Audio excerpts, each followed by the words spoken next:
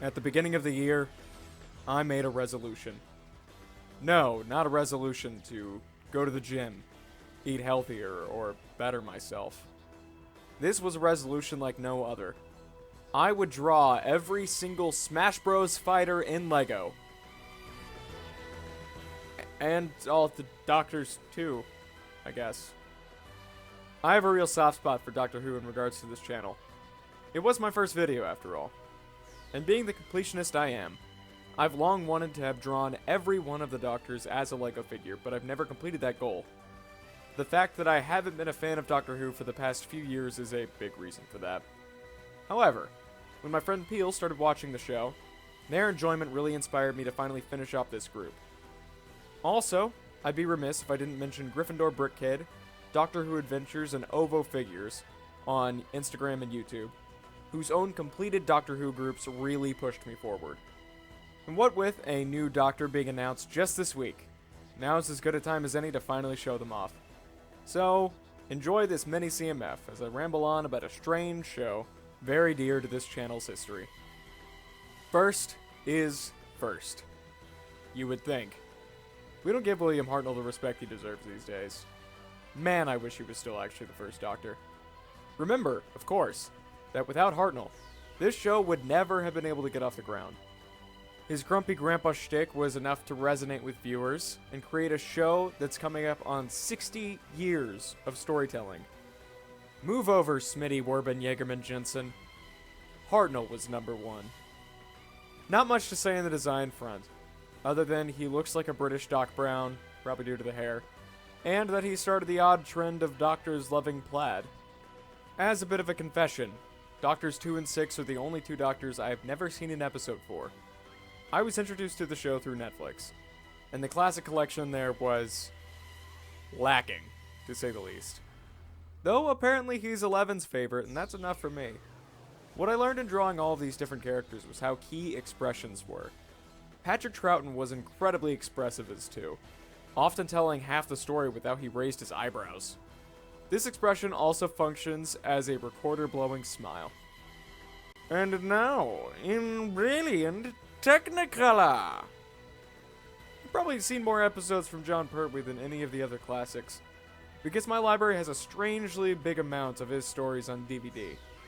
I love his style, this eccentric Sherlock Holmes identity he gained during this era. The purple really helps the figure pop, further emphasizing the change from black and white to color. Also, hey, is that a sonic screwdriver? Oh hey, it's Bendu. Tom Baker. What people think of when they think of Doctor Who, and for good reason. Tom Baker owned the role. He's goofy, he's strange, he's mysterious, he's intent on his goals of traveling the universe and helping those in need.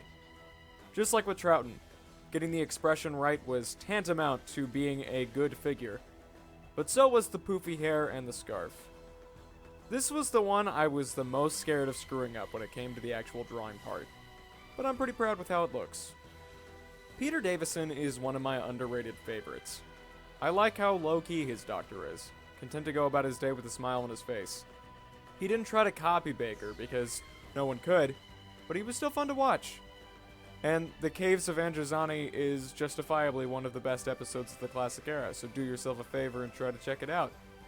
His accessories are the cricket ball and bat that seem to make up half of his wardrobe. Why don't more Doctors have hobbies like this? 12 had the guitar, but come on. Where's my Doctor Who season with a quilting circle? Like I said, never seen an episode for 6.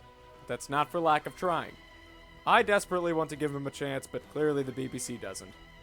Colin Baker had it rough in his day. His brash, arrogant personality wasn't a good fit for a network that didn't want to support his show at all. Thank you, Big Finish Audio Adventures. Regardless, 6 was clearly a lot of fun to draw.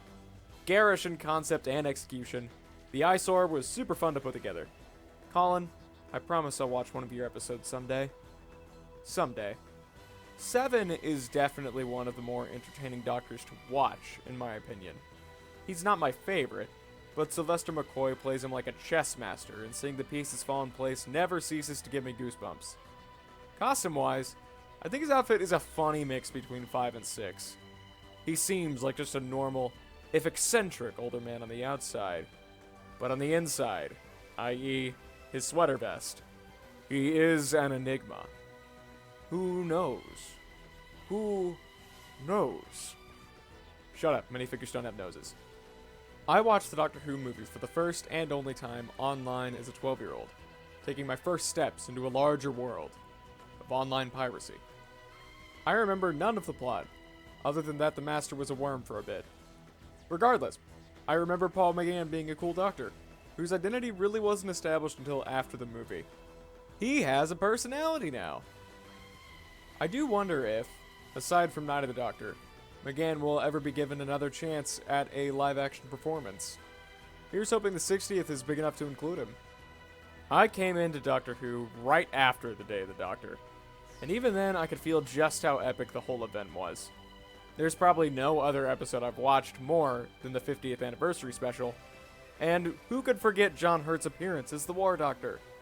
Wow, a retcon revealing hitherto unknown incarnations that changes the Doctor's history, yet doesn't destroy years of continuity. Wow, who knew that was possible?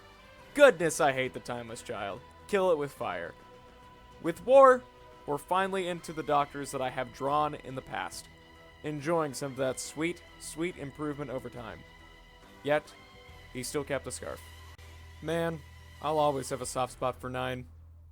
I'll never forget the day on Netflix I saw this thing called Doctor Who, turned on the first episode, was horribly confused by why mannequins had suddenly come to life and were killing people in a mall, and hey, where's the one with the bow tie that was seemingly the most famous online, and I was never the same. Just like Hartnell, we wouldn't have Doctor Who today if Eccleston's performance didn't resonate with audiences as well as it did. To this day, I hold out hope that somehow, someday, 9 will return to screens and wow us all with his sardonic wit and melancholic smile. Don't ask me what happened with the receding hairline back in 2018. By the way, in case it's not clear, the paper he's holding is his credentials. Something about a John Smith whose specialty is helping views go up? Let's hope he knows what he's doing. My favorite modern Doctor really fluctuates between whoever I've seen most recently, and currently that's Tennant. It's hard not to love Ten, man. And his era is what defined modern Doctor Who. Fast-paced adventures with overarching stories that challenge the Doctor's moral center and allow his companions to grow and change. Not to sound too cynical, that is not what Doctor Who has been. Now, if only Tennant could return, help us show what the Doctor is really supposed to be like, and... Oh. Hey, we've seen these 3 before. Yes, we have, because I actually drew these updated 11 and 12 figures last summer, and 13 for the anniversary. I can't say much about them that I haven't said already. Still really like them. 12 and his guitar is one of my favorite figures I've ever drawn. And hey, if you put 10 and 11 together, it looks like they're dancing. And then I put my hands up. And finally, the Fugitive Doctor? What? Fugitive, played by Jo Martin, is in a weird gray area for me. She's an incredible actress, plays the Doctor very, very well, but I have a hard time accepting the story she comes from, if that makes sense. However, as we've seen with many of the past Doctors, sometimes you just need a second chance. So I'm sure that with time, Fugitive is going to gain just as much attention as someone like 6 or 8 and become a fixture in the lexicon of TARDIS lore.